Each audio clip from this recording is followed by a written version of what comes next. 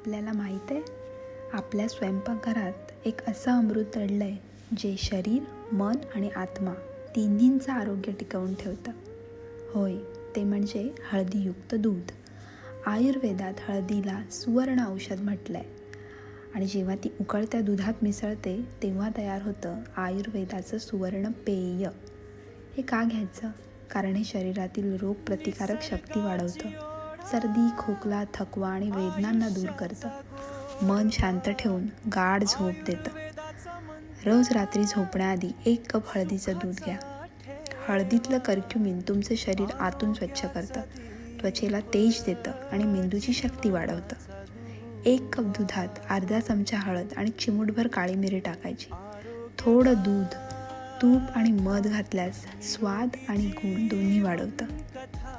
दररोज 1 कप हळदीयुक्त दूध म्हणजे आरोग्य, सौंदर्य आणि शांतीचा नैसर्गिक मार्ग. हे दूध प्या, निरोगी राहा, कारण प्रत्येक दिवस सोन्यासारखा आरोग्यदायी उजळू दे. धन्यवाद.